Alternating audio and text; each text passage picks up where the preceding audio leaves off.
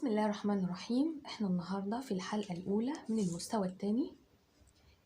وصلنا دلوقتي لمستوى متوسط في الإملاء أو فوق المتوسط. هنبدأ دلوقتي ناخد قطعة كاملة إملائية صغيرة بحيث إن أدربك على إنك تتملى بعد خلاص ما خلصت انت المستوى الأول.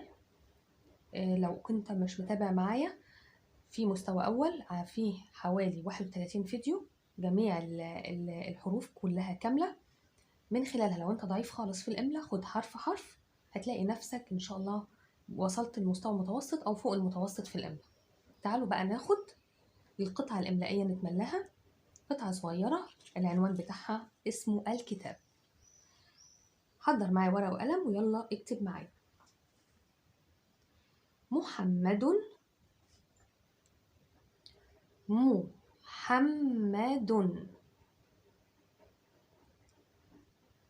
عنده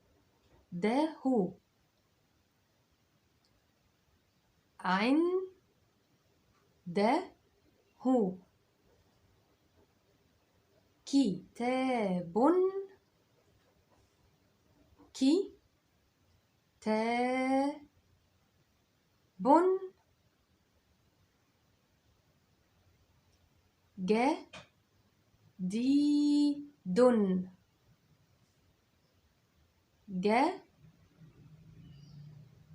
جديد.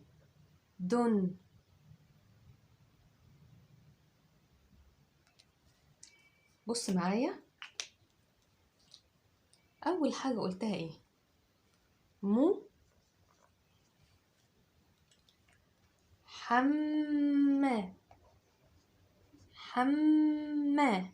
حم وقفت عند الميم وقلتها بالفتحه ما، يعني انا نطقتها مرتين.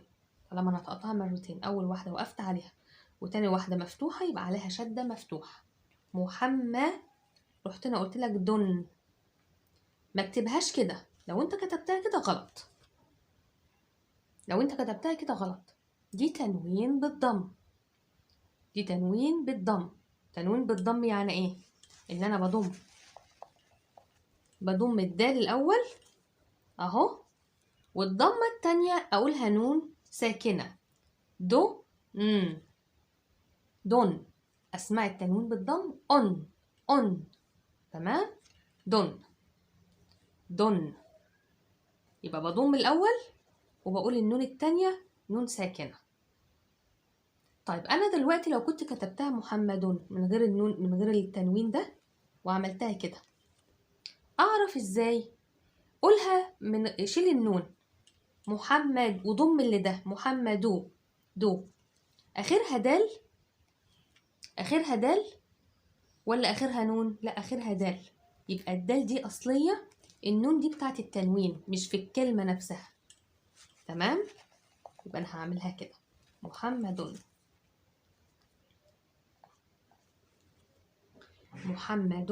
عنده عن يبقى حرف العين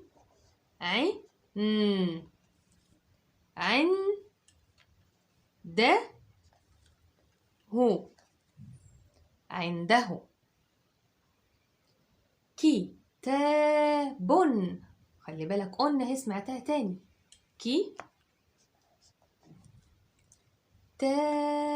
مد بالالف طيب انا يا ترى اكتبها بالنون ولا من غير النون؟ خليها كده بالضم كتابو يبقى اخرها به بس انا بقول بن يبقى هنا ايه؟ التنوين بالضم. تمام، فاصله. يلا اكتب معايا كده الجمله الثانيه: فيه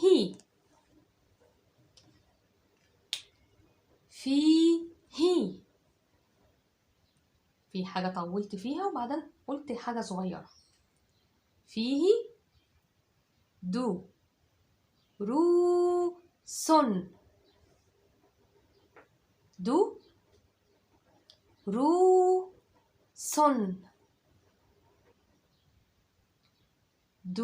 دروس.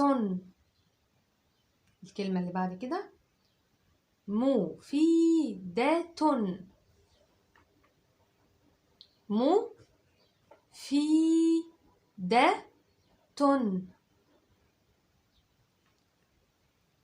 مفيدة. بص كده معايا، انا قلت ايه؟ فيه، ادي الفي، في لازم مد بالياء، في هي اللي هي عليها كسرة. دو رو مد بالواو اهو. سن ان تنوين بالضم. انا النهارده الحصه بتاعتي فيها تنوين بالضم. تمام. دروس. طب انا دلوقتي ما كتبت النون قلنا نقولها بس بالضمه. دروسو، سو اخرها سين، ما اخرهاش نون. الكلمه الاصليه دروسو اخرها سين. تمام. دروس مو في مد بالياء اهو. في ده تن. تمام. يلا اكتب معايا الجمله اللي بعد كده. فاصله. وقصص وقصص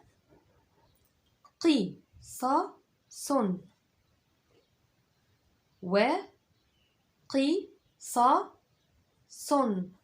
وقصص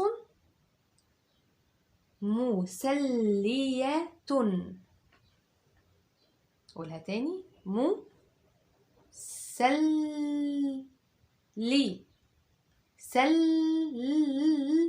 وبعدين قلتها لي.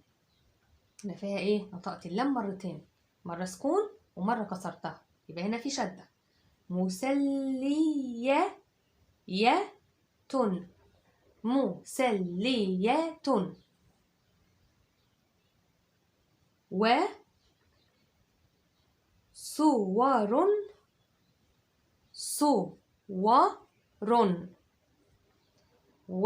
وصور جميلة.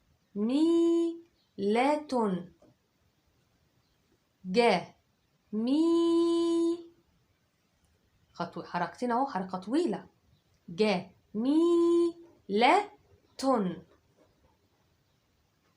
بص كده معايا. قلنا اول حاجة يبص كده عشان تصحح معايا وانت ماشي وانت بتكتب. انا قلت ايه؟ قي صن وقصص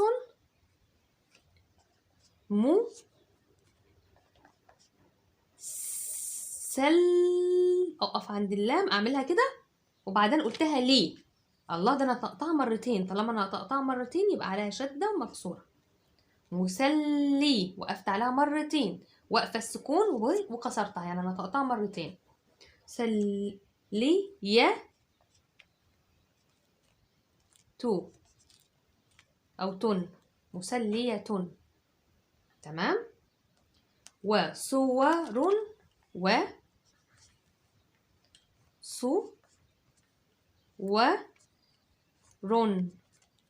وصور جميلة.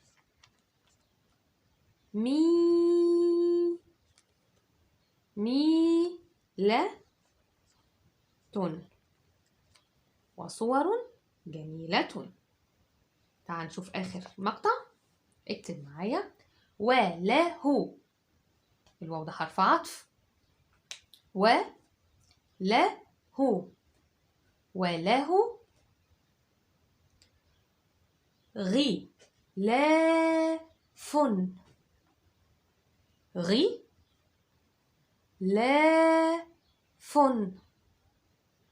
غلاف نظيف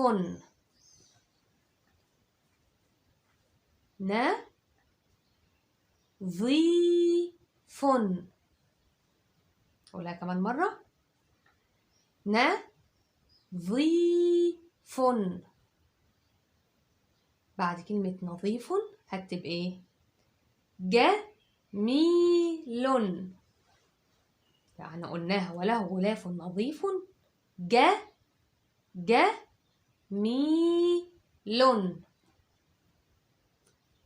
جميل. بص معايا كده الفقرة المقطع ده أو الجملة دي، قلنا إيه؟ وله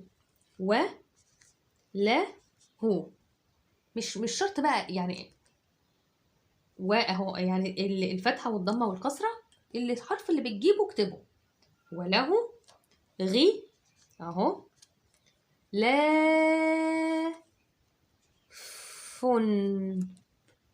غلاف طلعت لساني مد بالياء اهو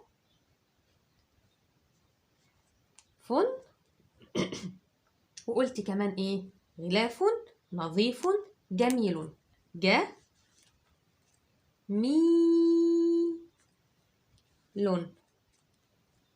وفي اخر الكلام اقوم حاطه نقطه. يبقى تعالى نقرا القصه كلها مع بعض وبص معايا. القطعه النهارده الاملائيه بتاعتنا عن الكتاب. محمد عنده كتاب فيه دروس مفيدة وقصص مسلية وصور جميلة وله غلاف نظيف جميل. أخذنا النهاردة القطعة الإملائية فيها كتير من تنوين الضم، وعرفنا نفرق بين التنوين الضم والنون. نشيل التنوين الضم اللي هي نشيلها ونحط ضمة في الآخر، مثلا كتاب يبقى كتابه، يبقى آخرها ب، يبقى مش نون في الآخر. أمال إيه؟ ده بيضحك علينا، ده هنا في تنوين بالضم. وبكده خلصنا القطعة بتاعتنا. أتمنى كنت عجبتكم. ولو أنت أول مرة تشوفنا ما تنساش تشترك في القناة وتفعل الجرس. عندي مستويات تانية إملائية للمستوى الضعيف جدا جدا، أتمنى أن تدخل عليها. وعندي كمان قصص إنجليزية بتقوي عندك مهارة الاستماع، بتقوي عندك النطق، وبتزيدك كلمات، وفي نفس الوقت بحط لك فيها الجرامر، سواء كان المضارع البسيط المضارع المستمر يعني، وبشرح لك كمان وآن والحاجات بتاعتها في القصص القصيرة الإنجليزية. إن شاء الله أشوفكم على خير. سلام عليكم.